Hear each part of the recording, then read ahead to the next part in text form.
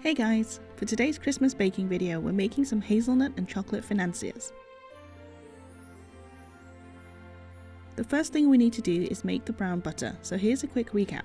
Add cubed butter to a light coloured pan, heat it on low heat, stirring constantly until it has gone through the melting, boiling and foaming phases. You'll know it's ready when the crackling sound stops, the butter is a golden brown and the kitchen smells like roasted hazelnuts. With the brown butter cooling down, we can start to put the rest together. So to a mixing bowl, add in the egg whites and whisk it for about 30 seconds until it starts to foam. Then we can add the icing sugar, honey and vanilla to the egg whites and whisk it in, starting on a low speed and increasing to medium or high once the icing sugar is mixed in. We want to whisk this until it's pale and creamy, which will take around 6 to 7 minutes. Whisking air into it like this is critical to help the cakes rise in the oven since we're not adding any raising agents. Next, we can sift in the hazelnut flour and plain flour. Before this, I'd already sifted the hazelnut flour once to ensure that I was only adding in the fine grains to this batter. Keeping to a low speed, slowly whisk the flours into the wet mixture. We don't want to use a high speed and overmix the batter at this stage. As always, scrape down the bowl with a rubber spatula to make sure everything has been well incorporated. Then we're ready to add in the cooled brown butter and whisk it again on a low speed until we have a lovely thick glossy batter.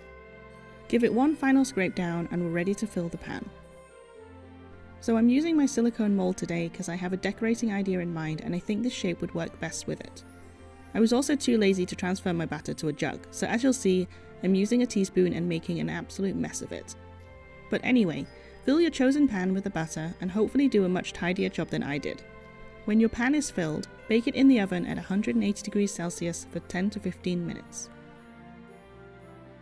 While the financiers are out of the oven and cooling down, we can start making our chocolate cream.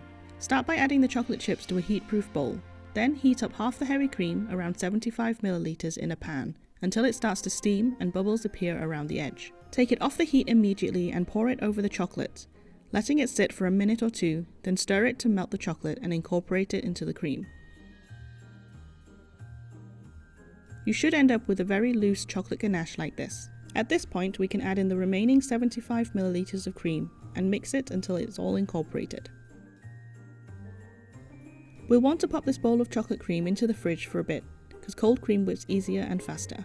I'd say give it about 10 to 15 minutes. Once the cream is nice and cold again, we can whip it up like we would normal cream until it's nice and stiff.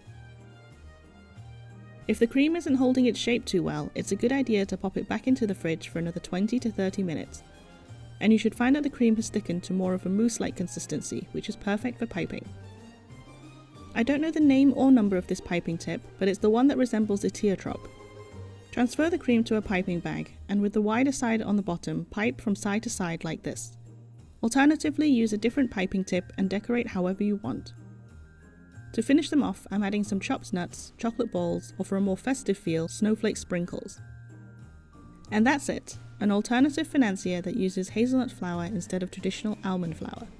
The combination of hazelnut and chocolate just makes this taste like Nutella in a cake, and I love it. Anyway, I hope you enjoyed this video and give the recipe a try this holiday.